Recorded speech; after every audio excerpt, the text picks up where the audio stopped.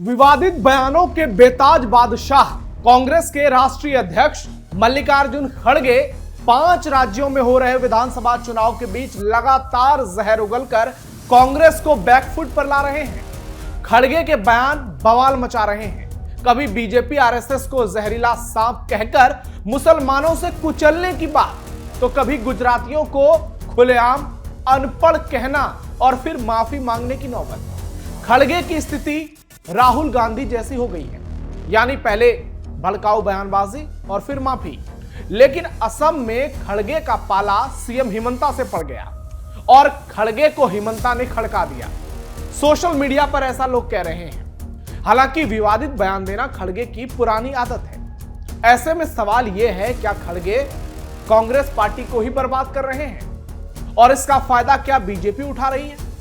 क्योंकि 5 राज्यों में चुनाव के बीच यदि कांग्रेस के राष्ट्रीय अध्यक्ष सरेआम माफी मांग रहे हैं तो यह कांग्रेस की दुर्गति दर्शाती है और यही राहुल गांधी को डुबाने के लिए सबसे बड़ा उदाहरण पेश करती है।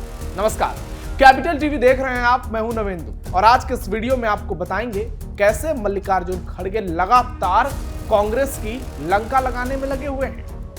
कांग्रेस अध्यक्ष खड़गे ने माफी मांगी, राहुल गांधी की भयंकर बेइज्जती।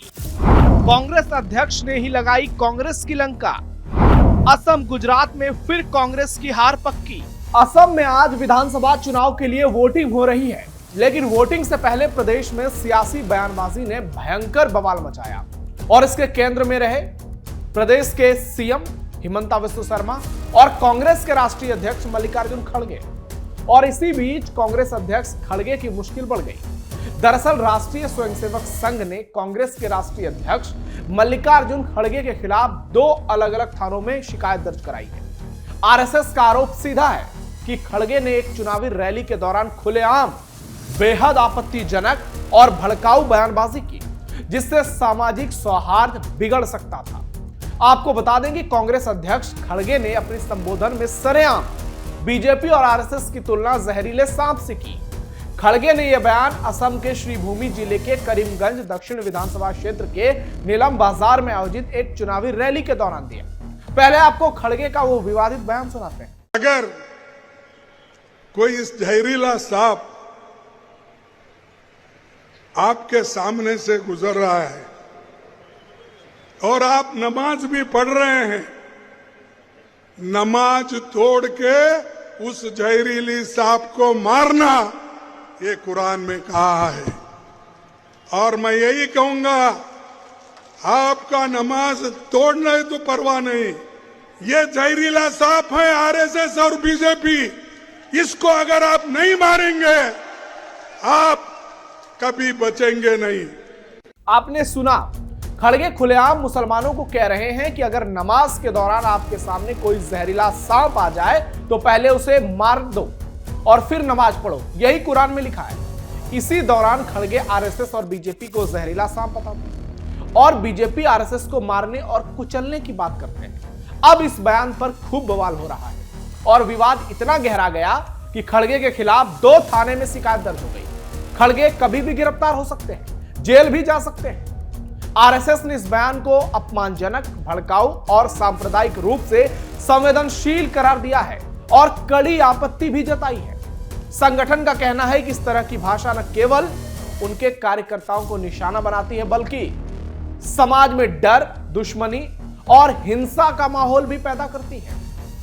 अपनी शिकायत में आरएसएस ने यह भी आरोप लगाया है कि खड़गे का बयान जनप्रतिनिधित्व एक्ट 1951 की धारा 83 के तहत भ्रष्ट चुनावी आचरण की श्रेणी में आता है। साथ ही इसे तमाम समुदाय के बीच वैमनस्य फैलाने और सार्वजनिक शांति को प्रभावित करने वाला बयान बताया जा रहा है। आरएसएस के उत्तर असम के सचिव खगेन सैकिया ने दिसपुर थाने में और दक्षिण असम के सचिव ज्योतिषमोय चक्रवर्ती ने सिलचर थाने में खड़गे के खिलाफ शिकायत दर्ज कराई है, यानी एक साथ 2 थाने में एफआईआर। वहीं बीजेपी ने भी इस मामले को गंभीरता से लेते हुए चुनाव आयोग को अलग से शिकायत की है, जिससे असम की सियासत में इस बयान को लेकर तनाव और बढ़ गया है और मामला खड़गे की गिरफ्तारी तक पहुंच गई है। कभी भी खड़गे की गिरफ्तारी हो सकती है, ऐसा बीजेपी के लोग दावा कर रहे हैं। सीएम हिमंता ने खड़गे को जमकर धोया।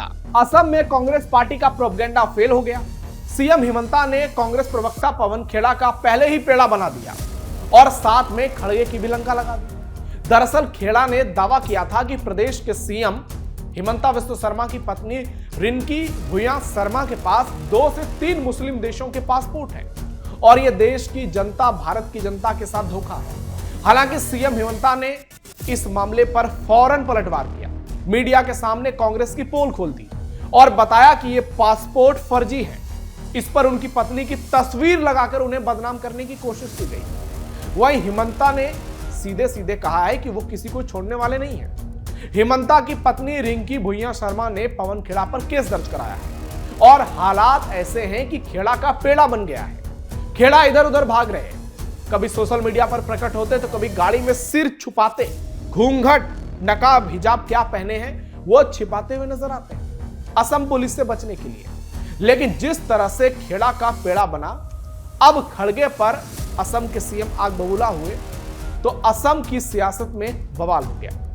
हालांकि हिमंता बिस्वा शर्मा का बयान भी वायरल हो गया जिसमें वो खड़गे पर आग बबूला होते हुए नजर आ रहे हैं। जरा ये बयान सुनिए। कौन है ये खड़गे? क्या लुका छुपी का खेल है? असम, अरे कहाँ असम पुलिस को नहीं जानते, पटल से भी उखड़ के ले आएगा। कहाँ मिलेगा ये पवन खेड़ा? असम लसित बरफुकन का देश है, कौन सा ये पवन खेड़ा है? पटल में भी लुकेगा तो हम उठा के लेके आएगा। तुम बताओ ये कागज तुम किसको दिए थे? मेरा डाउट है ये कागज राहुल गांधी दिए थे उनको। सो ये मुकदमा राहुल गांधी तक जाएगा और हमें डरवाने का कोशिश मत करो। ये असम है, हमने 17 टाइम्स इस्लामिक इन्वेशन का खिलाफ लड़ाई लड़ा।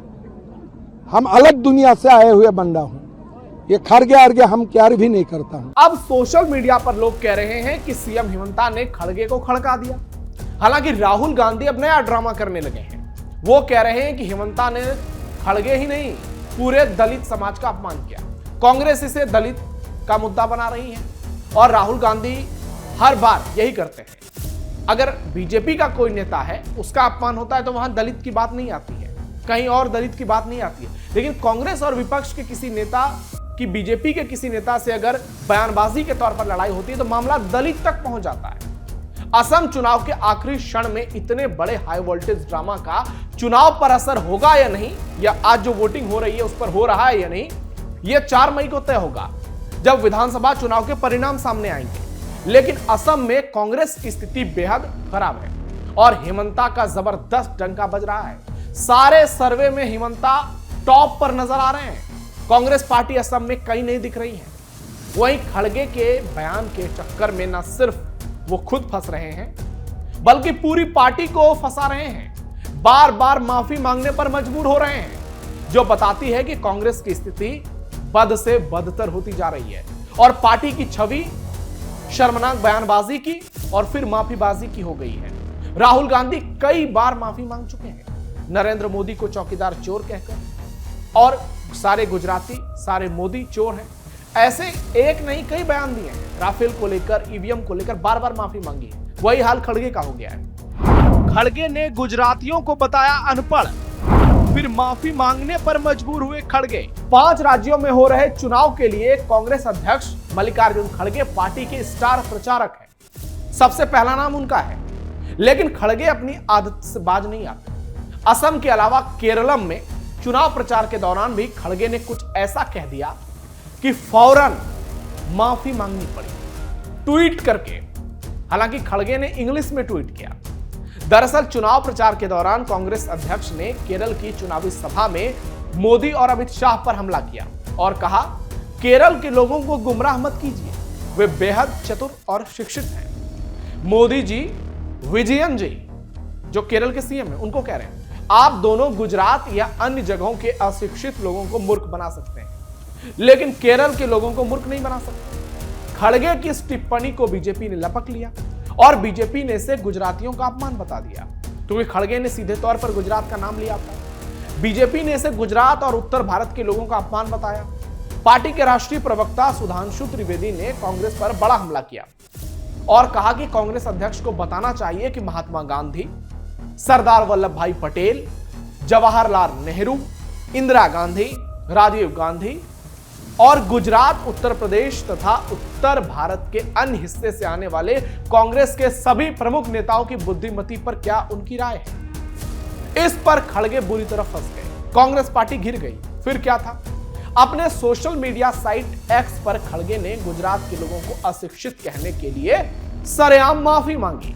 खड़गे ने कहा कि उनके मन में गुजरात के जनता के प्रति बहुत सम्मान है। एक्स पर पोस्ट लिखते हुए खड़गे कहते हैं, हाल ही में केरल में दिए गए मेरे एक चुनावी भाषण की कुछ टिप्पणियों को जानबूझकर गलत तरीके से पेश किया जा रहा है। फिर भी मैं अपनी तरफ से जिम्मेदारी के साथ खेद व्यक्त करता हूं, यानी माफी मांगता हूं। गुजरात के लोगों के प्रति मेरे मन में सर्वोच्च सम्मान रहा है और हमेशा रहेगा। वहां के लोगों की भावनाओं को आहत करना मेरा कभी उद्देश्य नहीं था। इस घटना से एक बार फिर पूरे देश में कांग्रेस की जमकर किरकिरी हुई। गुजरात में अगले साल विधानसभा चुनाव होना है। वहीं पश्चिम बंगाल में तो कांग्रेस है ही नहीं, वहां भी गुजराती वोटर है। कई राज्यों में गुजरात के लोग हैं। ऐसे में कांग्रेस अध्यक्ष को माफी मांगने पर मजबूर होना पड़ा। हालांकि इससे पहले दिल्ली में गुजराती समुदाय के लोगों ने मल्लिकार्जुन खड़गे और कांग्रेस पार्टी के विरोध में जोरदार प्रदर्शन किया। प्रदर्शनकारियों ने अपमान की राजनीति बंद करो और गुजरात जाग चुका है जैसे नारे लगाए, जिससे कांग्रेस चौतरफा घिर गई और उसे माफी मांगनी पड़ी। विवादित बयान देना खड़गे की पुरानी आदत। विवादित बयान देना खड़गे की पुरानी आदत रही है। कभी पीएम मोदी की तुलना रावण से, कभी बीजेपी की तुलना कुत्ते से, और यह कहना कि आजादी के लिए कांग्रेस के नेताओं ने कुर्बानी दी, लेकिन बीजेपी के घर का एक कुत्ता तक नहीं मरा। इस पर बीजेपी ने भी कड़ी आपत्ति जताई थी और देश भर में जमकर बवाल हुआ था। एक बार पहले भी नरेंद्र मोदी को सरेआम जहरीला सांप बताया। इस बयान पर भी जबरदस्त बवाल हुआ। खड़गे ने केंद्र सरकार को तानाशाह और लोकतंत्र के लिए खतरा बताया। सत्ताधारी दल बीजेपी ने आरोप लगाया कि वे देश की संस्थाओं को बदनाम कर रहे हैं। चुनाव आयोग पर खड़गे विवादित बयान देते हैं।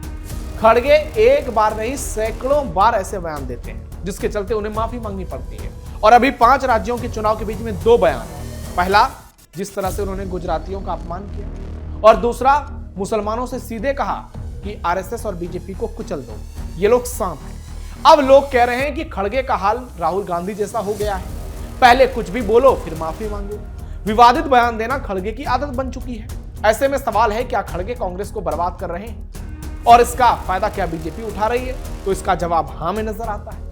तमाम चुनाव में आप देखिए जहां खड़गे ने विवादित बयान दिया है, मध्य प्रदेश, राजस्थान, छत्तीसगढ़, हरियाणा, दिल्ली, हर जगह पार्टी की लंका लगी है और खड़गे उसी रास्ते पर निकल चुके हैं जिस रास्ते पर पहले से राहुल गांधी कांग्रेस को बर्बाद कर रहे हैं। क्योंकि एक इतने उम्र के लोग सिर्फ बार बार ऐसी बयानबाजी करना, हालांकि राहुल गांधी से दलित का अपमान बताकर देश की जनता को गुमराह नहीं कर सकते, क्योंकि लोगों को पता है कि दलितों के सबसे बड़े नेता पूरे देश में खड़गे नहीं है। दलित समाज से वो जरूर आते हैं और खड़गे का अपमान पूरे दलित समाज का अपमान नहीं है। ऐसे में अब आपकी राय क्या है? आप क्या सोचते हैं? क्या खड़गे वाकई में कांग्रेस को गर्त में ला रहे हैं? कमेंट बॉक्स में अपनी राय जरूर दीजिए और यह भी बताइए, क्या राहुल गांधी की बारी है अब पूरी तरह से बर्बाद होने की? खेड़ा और खड़गे की बात। फिलहाल के लिए इस खास पेशकश में इतना ही। धन्यवाद।